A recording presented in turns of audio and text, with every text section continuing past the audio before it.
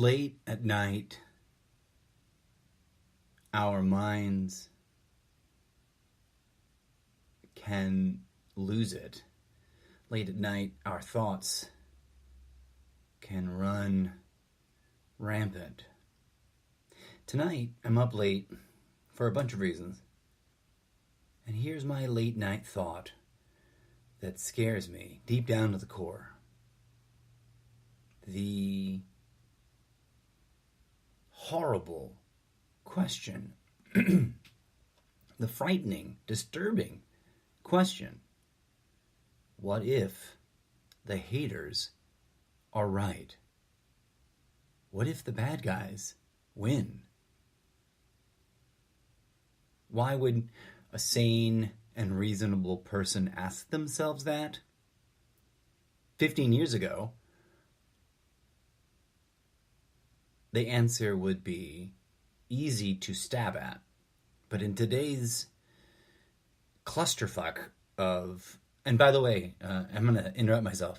I like to use the word clusterfuck just to live up to the explicit language designation that I chose for myself for my podcast. That's about it. And I don't think curse words in and of themselves are bad. It's how you use them, right? Like anything. But I digress. What if those motherfucking bad guys, those raging, hate-filled... I don't even have words. I can't even insult them because deep down, I have spent a lot of time reconnecting to the reality that even the worst of the worst human beings, well, they are still human beings. And even the worst of the worst human beings, they are, metaphorically or metaphysically or spiritually speaking, they are me, and I am them. What if they're right? What if the haters are right? It's an easy thought to succumb to, especially if one is not grounded to and connected to their inner spiritual phenomena. And that's the condition that our society encourages us to live in. Our society, the system of oppression we live under, and I say that in a universal sense, there is no place, there is no land of the free, there is no country that lacks this corruption. Not that I've seen. There's a lot of countries that have, up until recently, been able to get away with pretending that they are not riddled with corruption. Now, don't get me wrong, I'm not an absolutist. I'm not mocking the TSA workers or the air traffic controllers for being part of the evil deep state. I'm concerned for those people. They are my fellow Americans. They are my fellow human beings. And at a metaphorical, metaphysical, spiritual place, we have always been each other. And I fail constantly at living up to that understanding. It's not an ideal, because an ideal is an idea that's been made a goal. The next step in that progress, in that progression, is ideology. But let's not go down that rabbit hole right now. I have a personal understanding that we, every single one of us, have always been each other. My first evidence for this, my first place, my first source of this kind of thinking was actually the New Testament. In the Gospels, Jesus speaks of treating each other like we were each other, of caring for the least among us, By example, he lived and worked and facilitated and helped and fed and healed those that were most critically judged by the society and the ideological trends of his time, whenever that time was. Let's not get into an argument about whether or not Jesus existed. The name is a derivative and is not indicative of who that person actually was. The timeline is skewed and screwed up and not accurate after years of butchering the text. And there are many other interesting factors that come into play if you want to try and confirm or debunk the existence of Jesus. Now, just like with the question of is there a God, one must stop before asking that question and define what you're looking for. Are you looking for the personified cookie cutter, I'm going to punish you if you're a bad person, but then I'm also going to tell you to do bad things, cartoon version of God that we find in the highly edited, very corrupted, very much watered down and manipulated versions of the texts as we understand, as we receive them today? No, that's not the kind of God that we're looking for. We're looking for the actual thing. Even if those texts weren't corrupted, which there's plenty of evidence that they were, folks. They were edited and rearranged, and plenty of things were excluded, and other things were added that had nothing to do with anything. It's all there in the history. It's all there in the actual history books. In the books that address the factual development of Christianity as it transitioned from the spiritual movement that knew Yeshua into the organized religions that we see today. And I say religions plural because there's not one Christianity. There isn't a monolithic body of Christianity. There's Catholics who don't think the rest of the Christian world is Christian, and then there's various flavors of all kinds of Christians with all kinds of ideological variations and divisions that don't think those guys or these guys or that church or this church are real Christians. Christians arguing against Christians. Christians hating Christians. And that's one of the things where we can fixate on the negative, right? The corruption, the abuse, the raping and pillaging, thousands of years of basically butchering ourselves. And it can get overwhelming. And it can get easy to think and then to believe that the answer to the question, what if the haters are right, very well might be, yes, they are.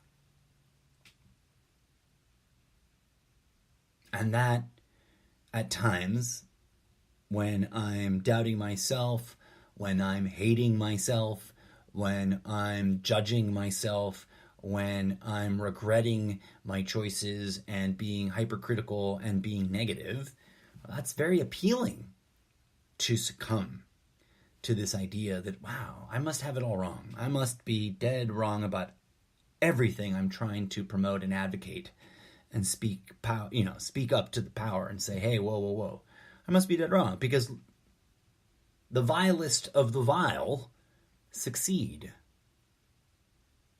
The most offensive language is encouraged and applauded. The most antagonistic and conflict-oriented tactics are preferred in our postmodern dystopian culture. And we're not near dystopic. We're not on the verge. We have been a dystopian society for, I would argue, a big portion of our adult lives. It was just dressed up still, wearing the costume and the camouflage of, functional democracy. Right now, what's happening is not the change that we all fear Trump might incur or implement, what we're experiencing now is just the revealing of the change that has been going on for some time.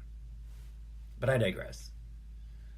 What does one do in the face of this concern? What can anybody do to not fall for the slippery slope ego trap of believing that hate and might make right? What does one do when staring down that question? Some days I struggle with it. Other days I laugh at that question. Today was actually one of those days. Yesterday I was up, concerned, and distraught, and in doubt, and in much conflict. Today was just another day, and I had small and silly things to be grateful for.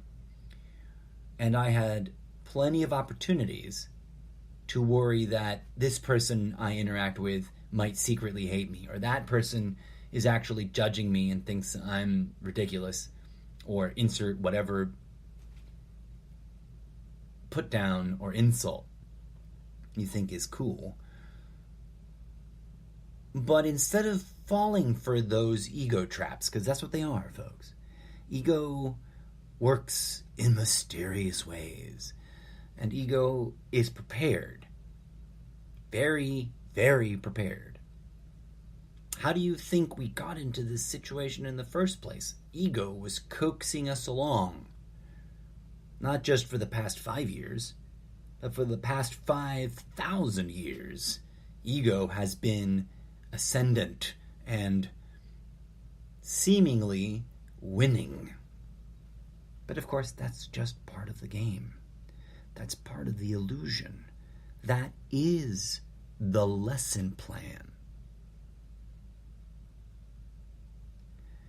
What brings my confidence back, what brings my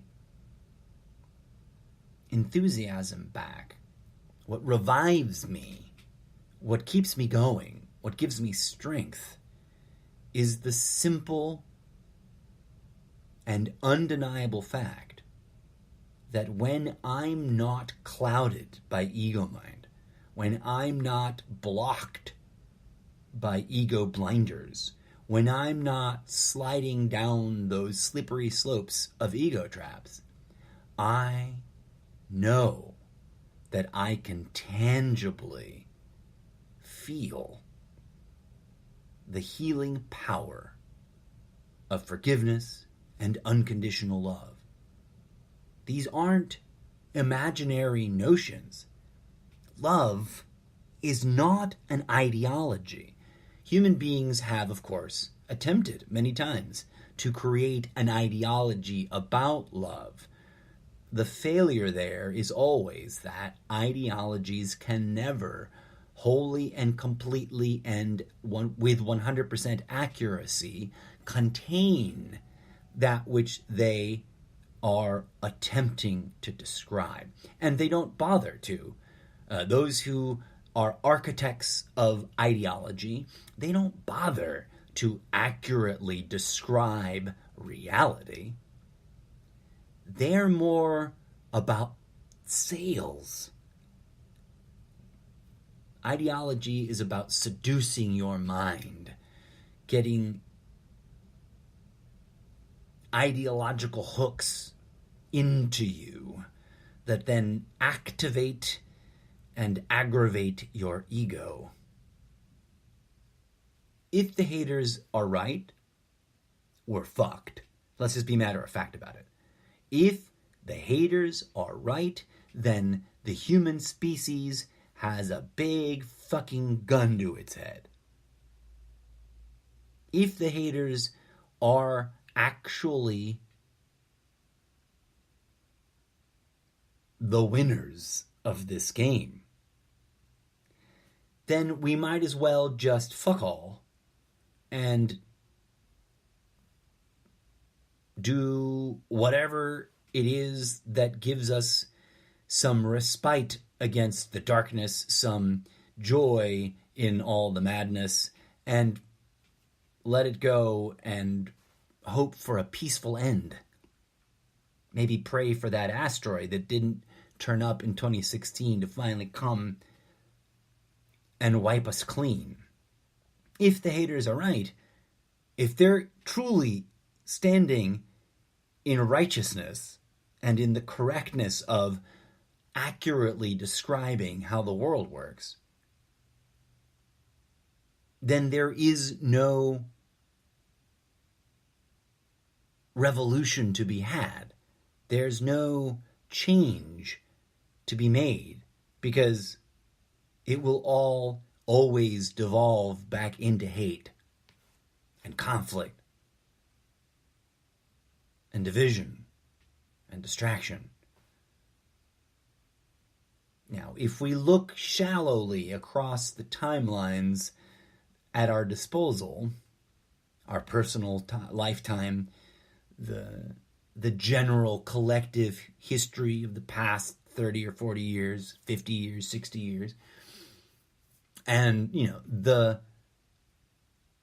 imagined history of human species, it's daunting because, for thousands and thousands of years, we've fought each other and killed each other and destroyed each other in as many ways possible. And for what? Ultimately, it seems, after some analysis, that profit, the accumulation of material wealth, is at the root and the source of all this conflict and suffering and hate. And mundanely speaking, in the mundane context of just the material world, that might very well be Akram's razor's simplest explanation to everything that's wrong with the world. Every ideology is designed in order to facilitate profiteering on the conflict that ideology creates. But as we explored, or as I tried to explore and express to you, dear listener, in a previous episode of Late Night Thoughts, there's more going on in this world than just the mundane material layer.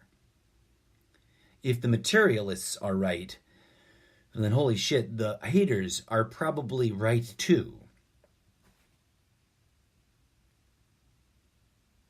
What keeps me going is the personal experience I've lived through. No one can take that from me. No one can tell me that I never experienced what I experienced. And I've shared bits and pieces and chunks of different stories about my spiritual seeking throughout the podcast. And one of these days I'm going to get down and dirty with the deep and full version of my origin story and my personal testimony to the phenomena that I've experienced and personally witnessed. Now, it's easy to dismiss others. As an example, to tangent off into material that would be fitting in another segment called Conspiracy, Fact, or Fiction, which I haven't actually started producing yet. It's just been kind of in development right now. But I recently have had multiple conversations with social media acquaintances that are convinced that the conspiracy theory that states that the California wildfires the last 3 years have all been started by New World Order laser beam weapons from space. Now, as a person who has enjoyed being an impartial observer of the conspiracy theory community, I find this particular conspiracy theory dismissible and, from my perspective, already debunked, at least in terms of the claims made about the fires in California. Why can I say that? Because I've personally been there. I've been to the fires in Corona, in Malibu, in I haven't been in the one in San Bernardino, but they're close enough that I know people from San Bernardino. So Malibu, the ones up in Ventura. I've even been all the way up north into the San Francisco Bay Area to visit Santa Rosa. And bottom line is, all the images that I've seen on the internet, and I've tried to dig into this a little bit, because, I'm an open-minded person, and I don't automatically assume that just because I don't like it, it isn't true. I don't automatically assume that just because it's coming from this echo chamber or that echo chamber that it isn't true. I don't automatically assume that just because it can be called a conspiracy theory, it isn't true. I'm open-minded enough to go, I want to find out if I can find out if that thing is true. Well, I don't often go out of my way to debunk things because conspiracy theories are hard to prove and hard to debunk. And I've either already done a whole episode about my conspiracy theory about conspiracy theories at all, and if I haven't yet, I've been meaning to, and I just can't quite tell the difference right now because I'm exhausted, and it's the middle of the night, and I really should have gone to bed 3 hours ago. But I digress. Put a pin in that, and we'll come back to it and revisit the old episode. I think it's up, and I'll make a new episode too about what I just said, conspiracy theories. I have a theory about what's going on there. But reeling it back, I don't go to the lengths of attempting to be a debunker of all theories because, first of all, some of them are actually frighteningly close to the truth. Others are just impossible to confirm. That one, like Flat Earth, I cannot travel to the edge of the Flat Earth. Apparently, neither can anyone who believes in Flat Earth. Or else, wouldn't we already have photos of the edge? Conversely, I don't blindly believe in the globe model. I cannot travel into outer space personally. I am relying on other sources to make a decision about which model I think is correct. But this is a false dichotomy. The way these arguments work, and mind you, I think a lot of these arguments are in and of themselves tools of the conspiracy, the one that, the conspiracy, the NWO, whatever you want to call it, the Illuminati. I think I've done a whole episode on that, right? Like, they profiteer on conflict, folks. They create these ideological divisions to distract us from fighting. They are false dichotomies. You are presented with two options. The world is flat. The world is a globe. And by the nature of the structure of the presentation, you are barred or discouraged or prevented or distracted from considering any other alternative explanation. I cannot prove or disprove that the world is flat. Like I said, I don't have the means to build the vehicle required to travel to the mythical ice wall and climb up it and then peer over it and see what's on the other side. I don't. I can barely get to work. Life is so expensive here in California, so I can't afford to build anything, a space rocket to go up into space, right? Like, I can't go to space. And even if commercial flights were available right now, I couldn't afford a ticket. So I can't prove Flat Earth is wrong or right. I can't prove personally that the globe model is wrong or right. So this could leave a person who is blinded to the fact that there may be third options or fourth options or fifth options to pick from. This can leave you in a pretty hopeless situation, right? And that's my response to the flat earth versus globist argument. Everyone's being manipulated to buy into one of these two models and then fight over it. And what everyone involved in that fight is ignoring and is just not acknowledging and refuses to consider. And in fact, here's the funny bit. When I present this following third option, everybody on both sides looks at me like I'm crazy. The one thing I have had a phenomenological experience that, to me, confirmed and verified in an undeniable way that Earth is alive and is a living, sentient, conscious, cosmic being. That I know I've experienced. Now, that in and of itself didn't confirm either of our ideological models. Guess what, my friends? Mother Nature has zero interest in confirming or denying ideological models, because the divine consciousness that is Mother Nature and Father God, or whatever you want to call them, there's a yin and a yang, a feminine and a masculine, and the boundaries and fractal expansion of everything in between. Because, whenever you create a polemic, a dichotomy, if you ignore the spectrum of continuum between the two poles, you are limiting your ability to comprehend this dichotomous system.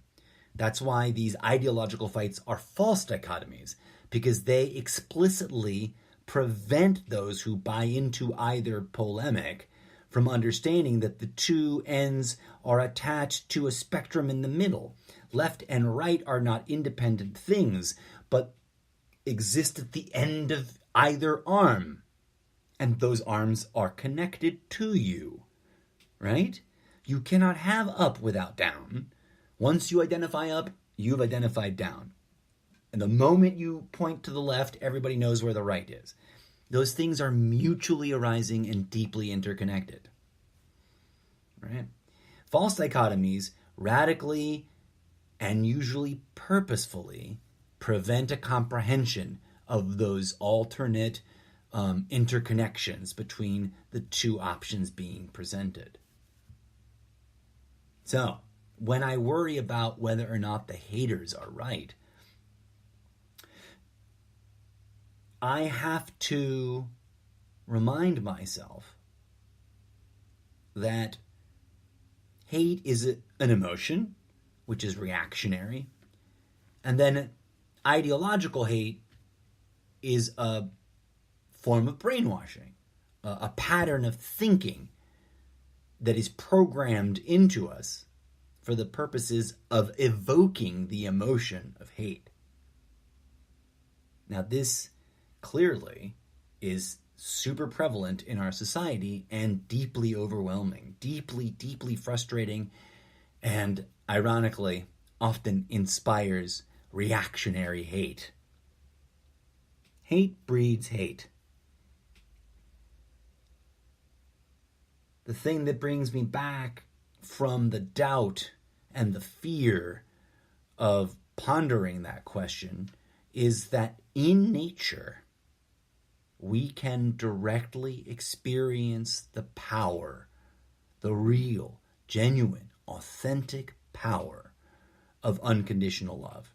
Unconditional love is something we do not understand very well as a society at large right now, because centuries of dumbing us down have weaned us from a practical and organic comprehension of unconditional love.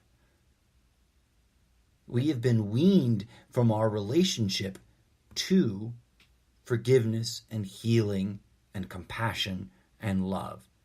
That's why we live in a quote-unquote Christian nation that pays lip service to an enlightened master that taught meditation, yoga, was a vegetarian, understood Kundalini and other esoteric practices, and guided us, pointed us, uplifted us to love and forgiveness for each other. We live in a society that just pays lip service to that teacher and then somehow manages to populate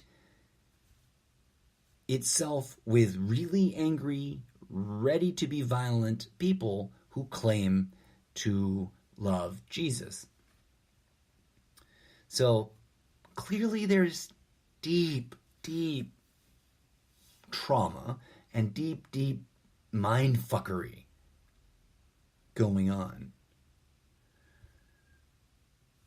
But ultimately, the other thing, there's personal and direct phenomenological experience. And then there's the genuine and honest testimony, which can engender the same direct, personal, organic phenomenology. By that I mean is that every day, despite the overwhelming onslaught of negativity and anger and hate coming from all directions, at all directions in our news cycle every day, one can still find beautiful, simple, genuine expressions of human compassion and love and forgiveness. And when you experience that directly, and when you witness that indirectly in others, healing can occur.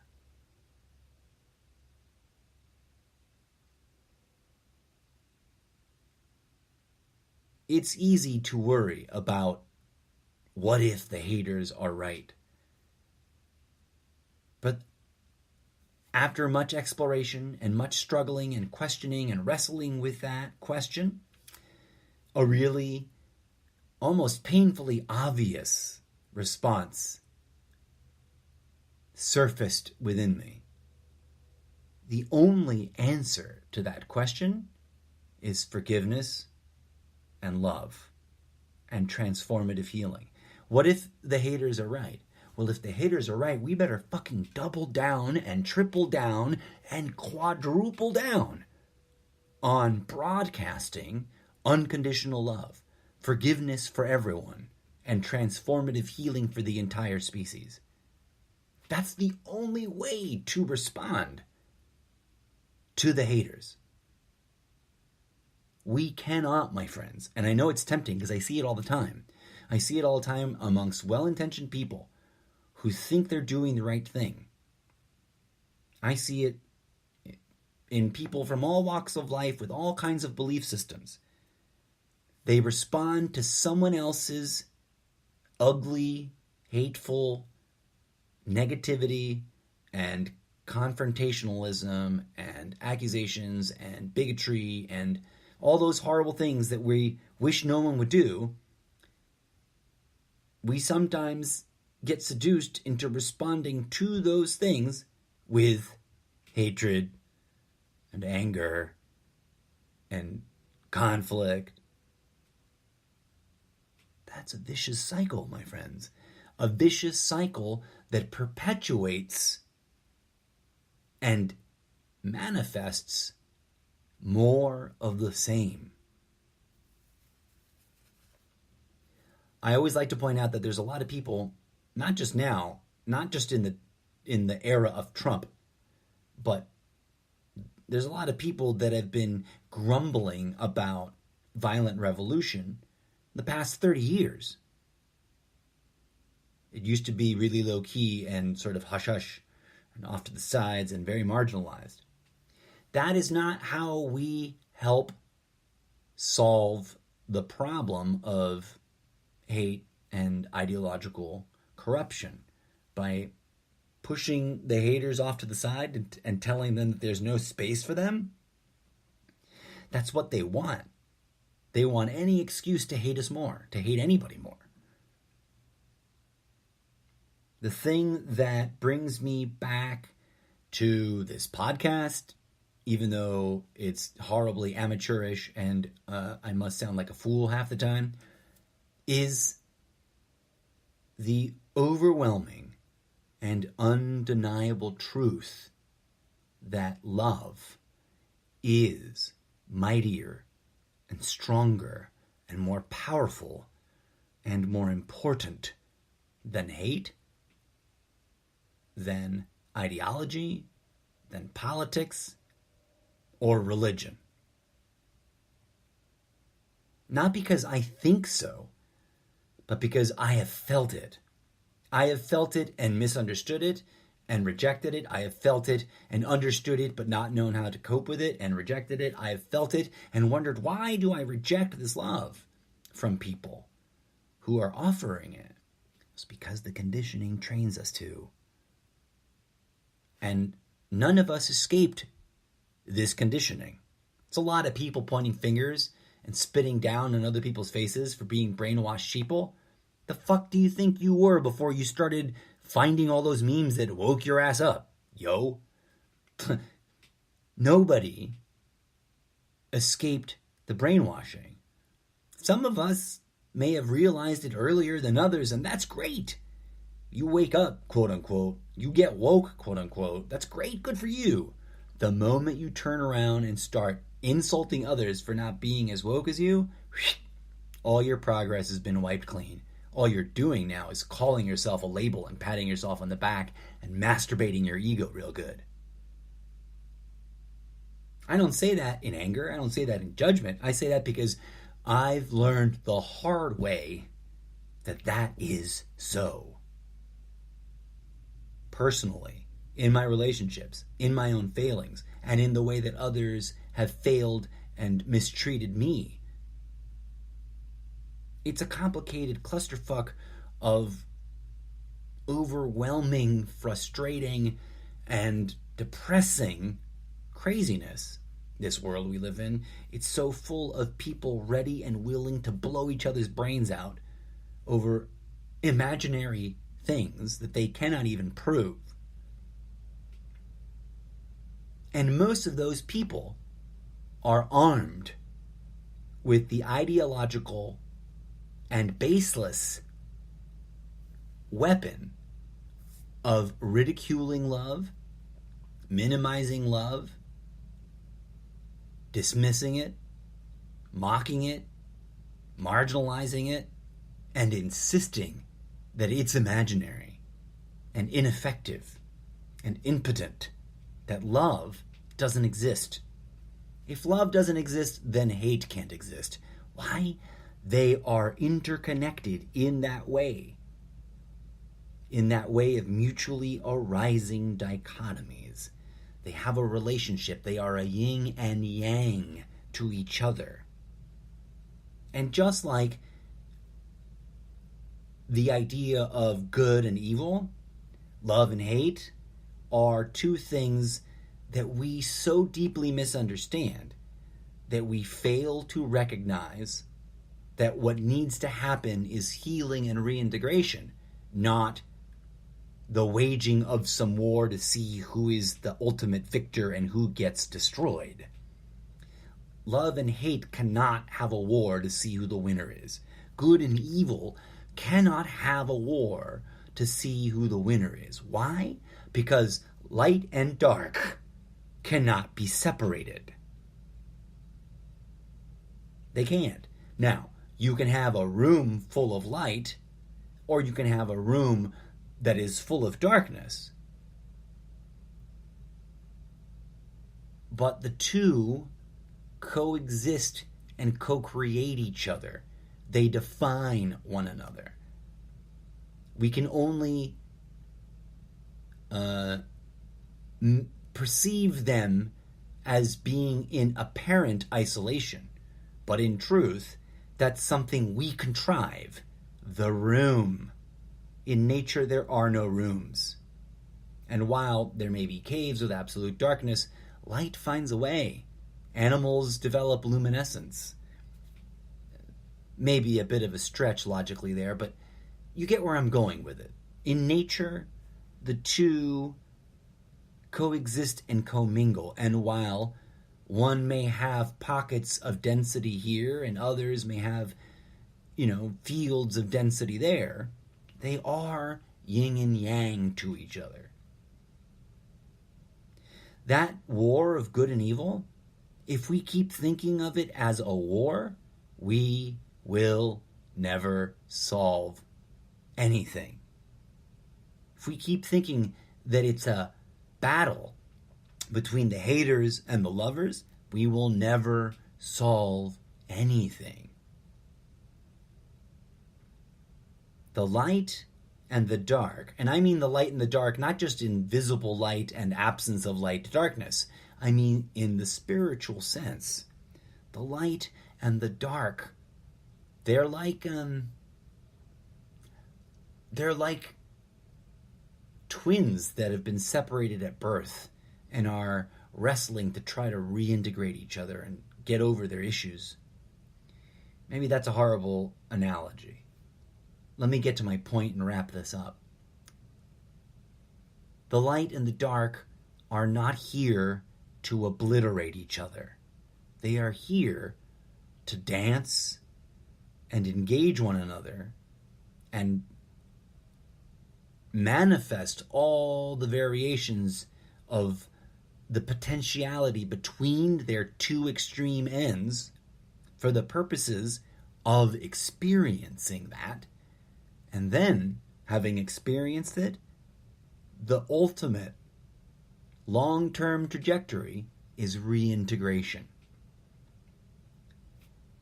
You cannot reintegrate two things that have been separated by lighting them both on fire.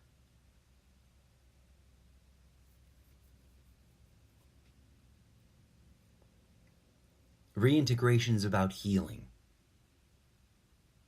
The ego and the higher self are not going to kill each other. They are going to heal one another. And thus, it comes full circle that when I face that question, what if the haters are right? They are right from their perspective, because that's all they can see. And that does not mean that I am wrong as someone who hopes and strives to live up to the embodiment of unconditional love and forgiveness. Trust me, I'm not pretending to be there yet. I'm a flawed individual. I get frustrated. I get mad. I lose my temper. There are people who rub me the wrong way, and I genuinely dislike their company. But they are still human beings. They are still my brothers and sisters in existence. And they are ultimately still another me living out another life in a different body. And that's not some highfalutin theoretical thing. It sounds like it can only be that, right? It sounds like fantasy. But there's deep, deep evidence, and then there's direct phenomenological experience. And I'm here to tell anyone that's interested or questioning or doubting that there's deep, deep evidence out there to be found, and there's profound experience to be experienced.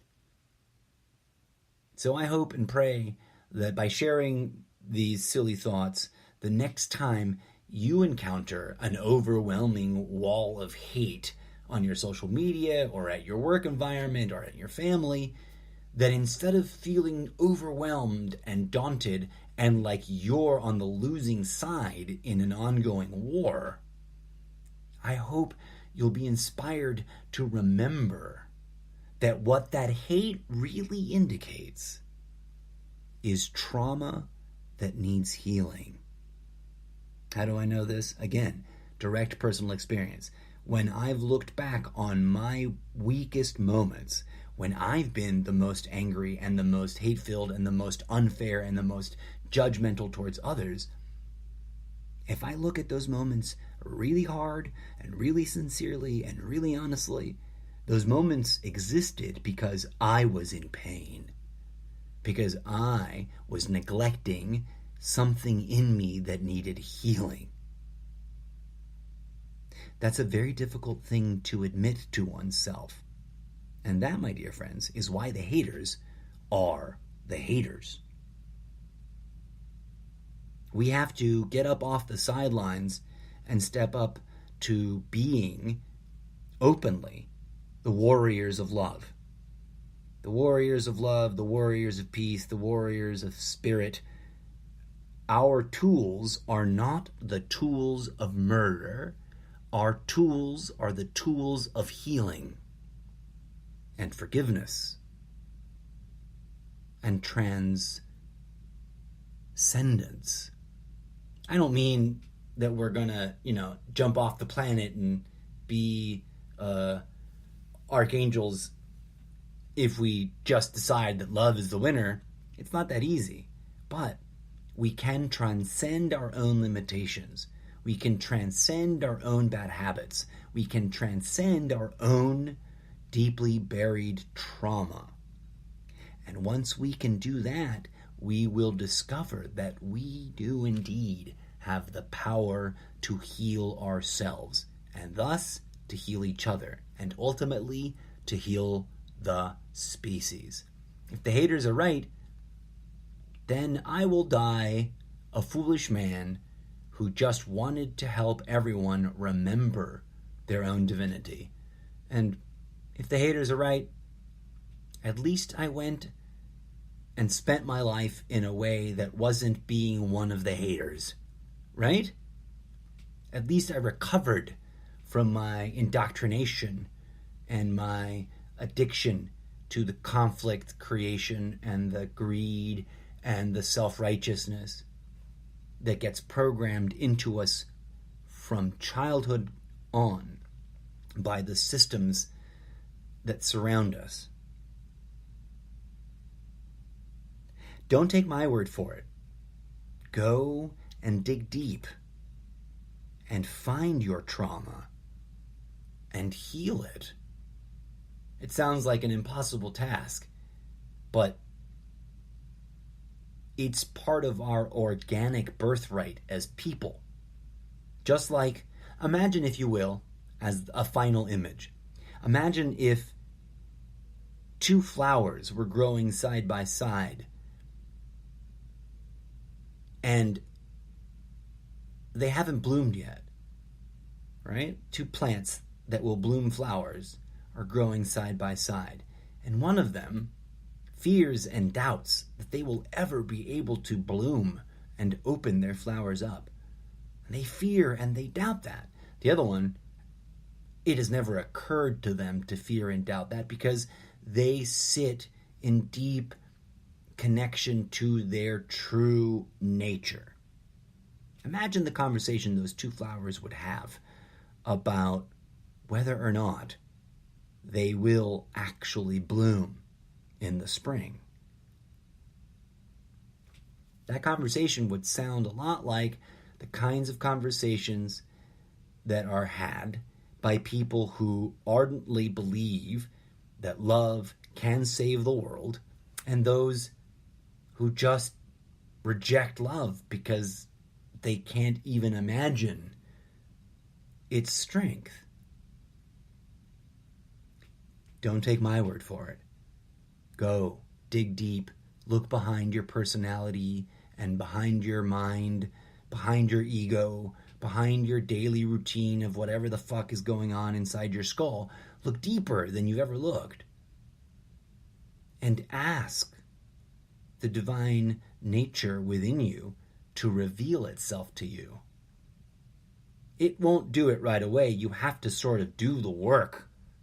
And that begins with a deeply personal investigation into where your strengths are, where your beliefs are, and where your trauma is. As always, my friends, thank you for tuning in and listening. May you not stay up too horribly late with frightening late-night thoughts too often. And instead, I hope and pray that peace, love, and grooviness blossom in your heart, and that you engage in this work of healing